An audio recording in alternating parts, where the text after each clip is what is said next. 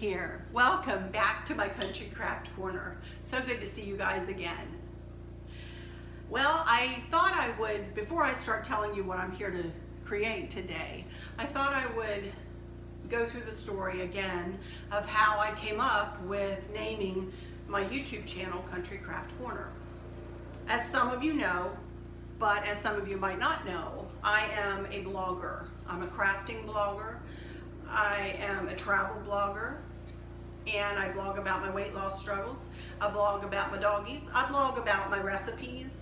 I blog about just about everything in my life, you know. So I had been encouraged several times to go ahead and start a YouTube channel. And I was like, I don't know about that. I don't think I'm pretty enough. I don't think I'm this enough. I'm too fat. I'm blah, blah, blah. You know, and then I thought, why not? I mean, I put myself out there in my blog. I am who I am, what I am. I look like what I look like. I talk how I talk. And if folks like things that I make and can give to them, then I should do it. So I have done it, and you guys have been awesome. I only started this back in late September, early October, and already you guys have just been phenomenal. I appreciate every single comment, every single like. Y'all reach out and hug me as if I'm right there with you, and I so appreciate it. Thank you so much. All right, so today I'm coming to you to make a Deco mesh Easter wreath, and I will link my haul that I did at Hobby Lobby the other day to the end of this video. Sorry, I have a piece of hair in my eye. To the end of this video, and let me go ahead and go through what you'll need right now. Why not, instead of doing it behind the camera? People ask me, first of all, people ask me how I come up with ideas to make my wreaths, and honestly it has to do, of course, with the season I'm making, for which I'm making the wreath. Also too, my accent pieces. The most important part of a wreath in my mind is the accent piece. So that's the first thing I go and look for when I go to look for a wreath, is my accent piece, and then I build around the accent piece. Also too, if you hear rumbling out the window here, I'm in my kitchen windows are to my left here. Chris is out there with the power washer. He's power washing the patio today. So he's making a bunch of noise out there. I'm sorry. So anyway, so that's the first thing I got for this wreath. I am going to make a Deco mesh wreath, and it is going to go on my front light post out in the front along the sidewalk there. So I want to make Deco mesh because burlap honestly does not hold up very well. Although I am going to make a burlap bow, but I'll spray my little Never Wet stuff on it before I hang it up outside, and that will really help. But to do a whole wreath like that, I'm not sure I want to go there. So Deco mesh it is. So I'm going to be working around these little bunnies. Aren't they cute? Little trio. And so the first thing you need is, to make this wreath the way I do, is a work wreath, a metal work wreath. I got this at Christmas time, and I got it for like 90% off, 80% off, something like that. What do I care if it says Christmas on the tag, huh? So this is a 16-inch metal work wreath. So that's what you'll need to make this wreath. And then this might look like burlap, but it's not. It is Deco mesh. You see, basic mesh ribbon with jute. And it is 21 inches by 30 feet. 21 inches by 30 feet. You only need one roll of this. And then I have a roll of a pink color to match. Look at these fellas' noses. Look at their little noses. And that pink matches their nose pretty well. So I'm going to put 2 rows of this as a coordinating color on top of the burlap. This is 10 inches by 30 feet. One roll of that. And then, like I said, I'm going to make a burlap bow. and I'm going to make it out of this chevron pink and burlap colored, let's see, 15 feet. I'll use pretty much a good bit of the roll to make a bow for it. 3 of these blingy flowers, and they were $2.99 each. So, and I only used a coupon for one of them, so I did bite the bullet and buy and purchase these full price. So I'll add it all up and I'll tell you how much the total is when I can get my calculator out, because for those of you who know me in person, you know I suck at math. You know I'm terrible at math. Simple math, hard math, any math, forget it. Not my thing. Give me a wreath. That's one reason why I didn't like sewing. You know, like with a sewing machine, you had to measure, and ugh. And I had my own business with that and did that for like years, a couple of years. And it was like, oh, no. I also need some pipe cleaners. And I think I have enough for all of you if you'd like to borrow one or have one. Anyway, you'll need a pipe cleaner or 2 or 3, because I'm actually going to glue, hot glue pipe cleaners on the back of the bunnies so I can just tie them onto the wreath. And you'll need a hot glue gun and some scissors. And I think that's it. So I'm going to turn the camera around and get started and start creating this wreath. Come on along with me. Be right back. All right, everyone, I'm back. I have my hot glue gun plugged in here, ready to glue my pipe cleaners onto the back of the bunny trio. So I'm going to do that in a second here. My hot glue gun is just warming up. But first I am going to show you how to make a craft bow. And the reason I'm going ahead and showing you this in this video, again, I know I just showed you one in the last one I think I did. But for this bow, I'm using one-sided ribbon. And as you can see, the pattern is just on one side. So these bows can be a little bit more difficult to maneuver into where you want them to go. I am going to make a tiered bow, just like I always do for my wreaths, or usually do. I should say that for my wreaths. I don't need hot glue on them. So let's get started here. I have a pipe cleaner and my scissors. And I'm not sure how big I'm going to make it. This is not extremely wide ribbon. As a matter of fact, for those who have arthritis in your hands, this might actually be a good width for you to use. I think it's 2.5 by 15 feet. So as always, we start by folding it towards you and then coming down here and grabbing it. There goes Chris with the power washer again. Please excuse that in the background. Come down and grab it and overlap those 2 edges. And then pinch it together and hold it tight between your thumb and your forefinger. And now here's where it can get a little bit trickier than some of the bows that I've been showing you as of late. You need to twist the ribbon to bring the right side or the patterned side up. Then to make your center loop, you're just gonna kind of turn it over and under itself and grab it and accordion it together with your thumb and your forefinger underneath. Hold on tight. And there you have your first 2 loops. And as you can see, it's coming out the wrong side. So you're going to need to twist it. So give it a good twist. And then, just as we do with all the other bows, start coming out. And the ribbon is going to be fed to the place where you need it. So you don't have to worry about that. Make it about 1/2 inch to 1 inch longer each subsequent loop row, I should say, row of 2 loops. And there you can see we need to twist it again and pull the right side up and make your loop on this side again. Pull it together underneath, pinch it together underneath. I'm losing the top of the bow. I'm a big girl, but my hands are not very big, and I too struggle hanging on to everything. This makes a 3 loop bow. I'm going to do at least a 4 loop, if not a 5 loop. That's 1, 2, 3, and then 4, 5, and then 1, 2, come over here, twist again. And I'm gonna have to start speeding up because my hand is really cramped.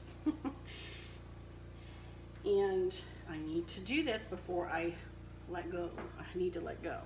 So let's continue on.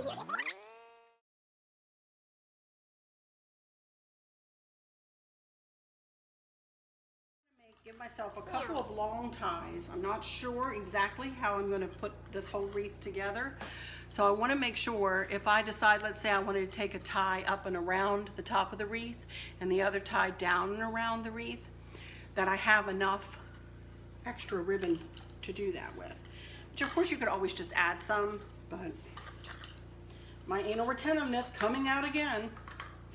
So I'm going to make them fairly long.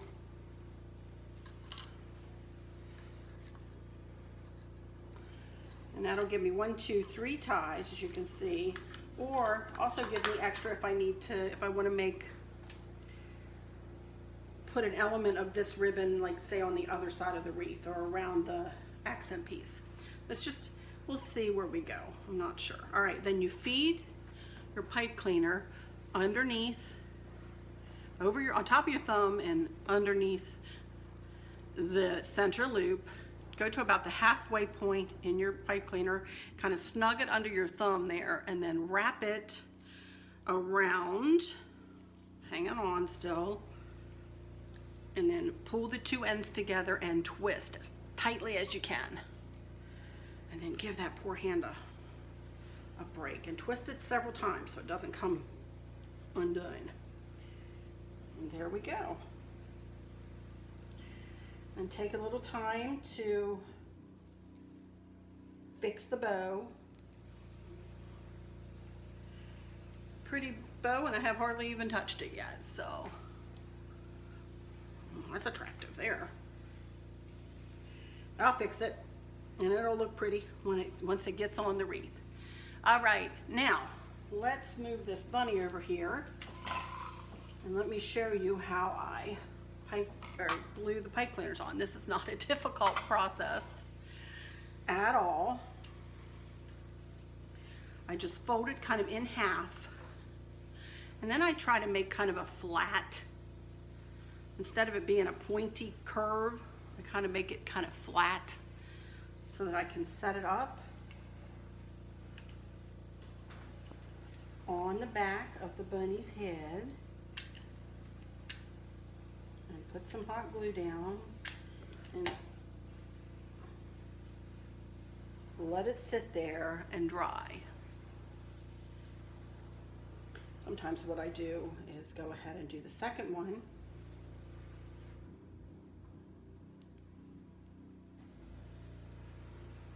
Put it down here.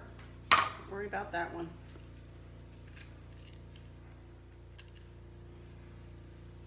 And let them dry. Just let them sit there. And by the time I'm ready for them, time to put the Deco mesh on the wreath form now. And by the time I'm done, that'll be good and dry. And I'll be able to tie him right on the wreath. Alrighty, I'm back. My doggies are eating over there. I just had to stop and get them some food. So if you hear them prancing around here, they're gonna need to go out in a minute. But I thought I would go ahead and get started. So I took a minute to separate and lift up all of the chenille ties, as I always do. And I start with dropping the Deco mesh, the roll of Deco mesh on the floor, and gathering together the end. And I start on the outer ring. I guess I should stop here real quick.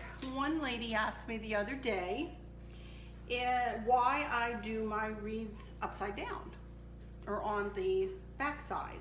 And I told her, and I'll tell you guys, I really never knew that there was a back or a front, to be honest with you. I just taught myself how to make these wreaths, and this is the way I taught myself how to do it. So if you're wondering why I do my wreaths upside down or backwards or whatever, that's why. Also too, with doing them this way, my accent pieces sit in there better because I make my loops really big and my accent pieces seem to snug down in there pretty well. So anyway, I make my deco mesh and burlap wreaths in the same fashion. I use a looping design kind of thing. There's no right side to this burlap mesh.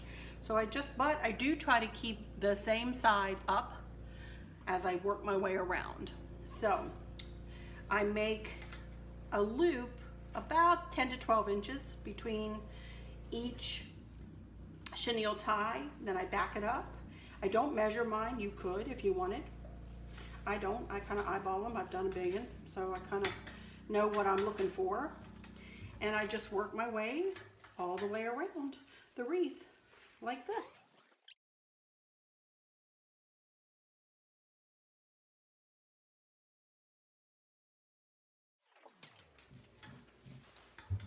Alrighty, I've come around, all the way around, and I've put a loop, snugged a loop down into each chenille tie all the way around the outer ring. And I'm going to, right here to the last one, or where I started, I'm going to piggyback it on top of where I started.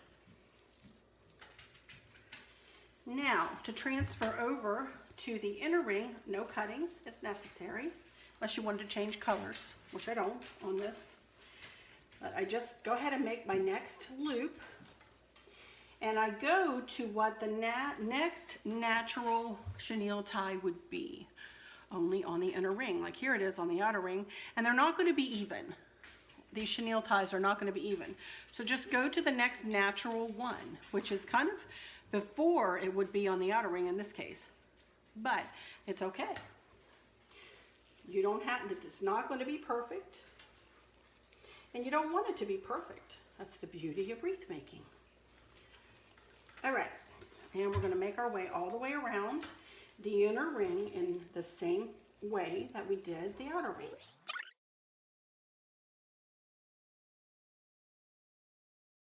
loop into the last open chenille tie. So instead of stopping right there, I really don't want to stop right there because you can see the middle metal frame.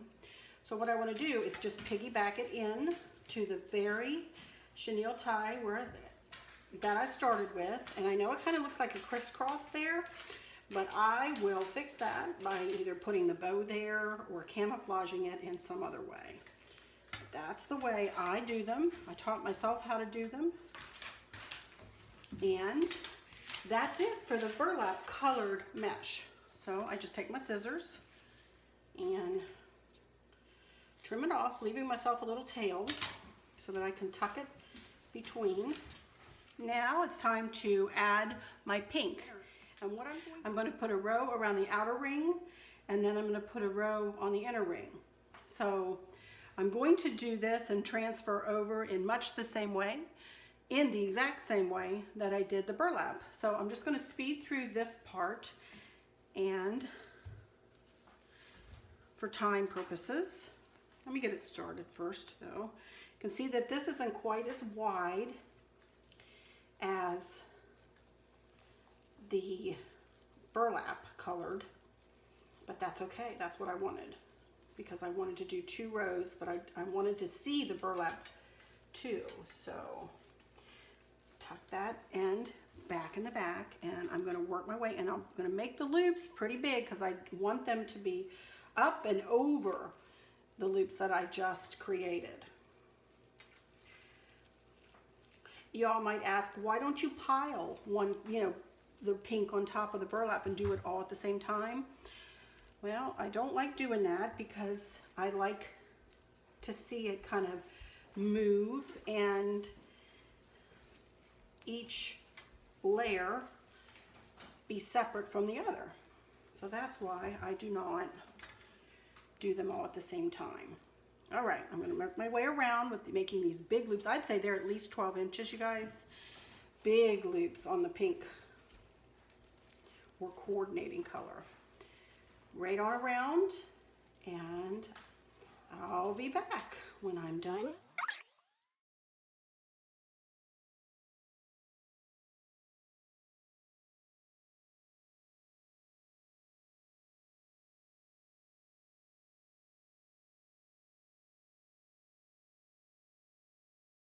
take a second to fluff it all out and take a look at it and see if I want to add any more. I don't think I will. I think it's looking pretty good right now.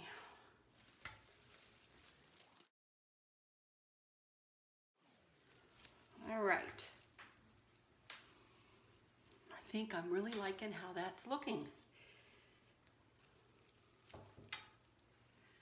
All right, first thing, I want to figure out where the little bunnies are going to go. So here you can see that the hot glue is good and dry. And let's see, I can use the pipe cleaners to tie him right on. I think I'm going to do him down here. Not all the way on the bottom. I think I'll put the bow up here and put him down here. Them, I should say, down here. Let me separate out the net.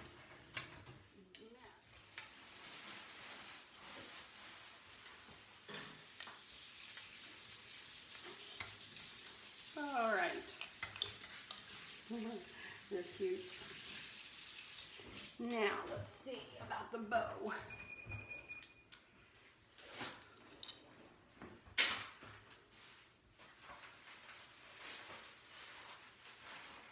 I'm going to attach it right up here, and I'm going to attach it to the inner ring, guys.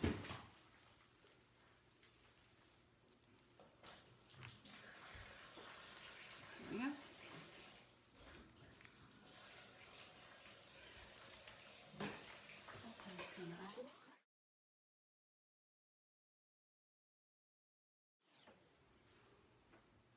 Am I going to be bothered if some of these, if this chevron, some of this chevron is not on this side? I don't think so.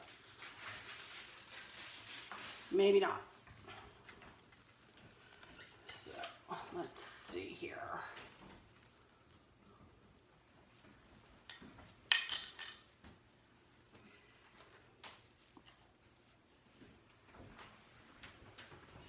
Sometimes you just have to mess with it till it's like you want it to be.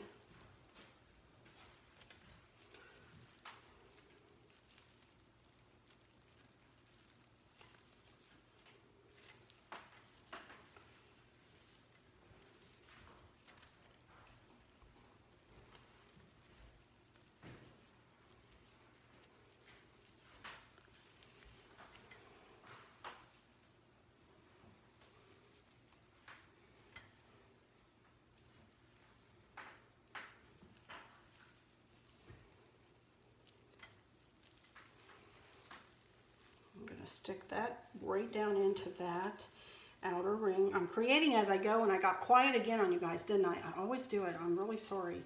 When I'm concentrating, I tend to get really quiet. I'm going to go ahead and chevron the end of that. And the way you chevron is you just fold it in half, just like that. And some people start on the fold. I don't. I start on the edge and make a deep V. And that will give you a couple of ends there. All right, I like that. Let me see, what do I want to do up here? I think I'm just going to tie him in to the very top. And again, I'm going to go ahead and chevron this end.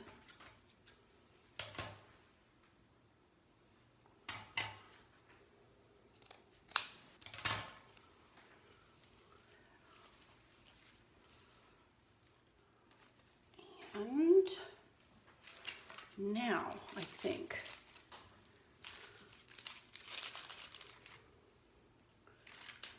I'm going to use the little bit I have left over, cut it in half, and then chevron the ends.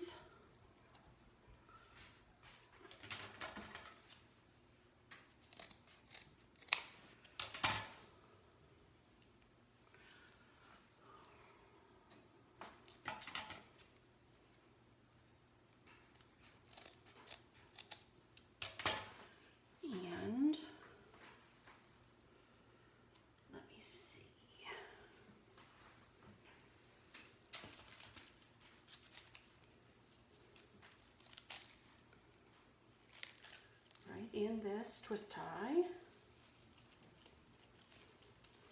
and then spread out the tails like that. Kind of make it look a little bit like a star, and then tuck the tuck the chenille ties back behind. I will most likely put my flower there. But you know what? I need to get my easel out first and stand it up, because that's the very best way to tell how I'm going to like it to look, is by putting it on the easel. So, well, I'm just about done.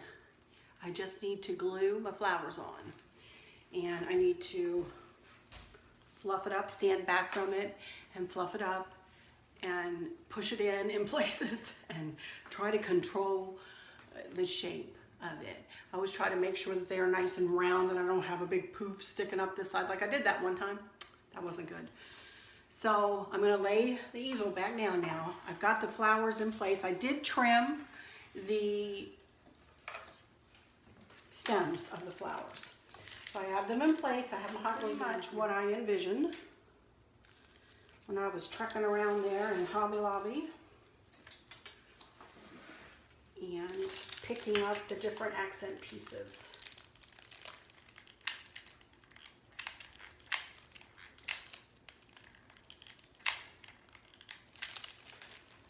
There we go. Now I need to let it sit here for a minute. So I'm also going to take some time to put whatever chenille ties are showing.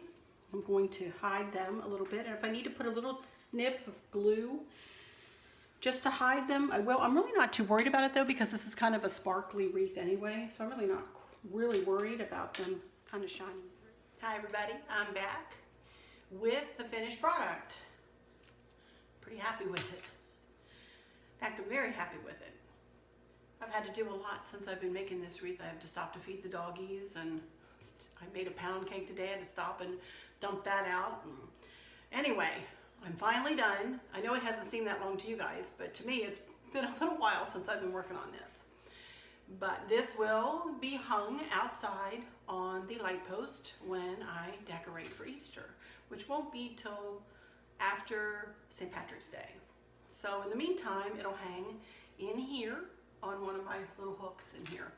So I'm really happy with it though.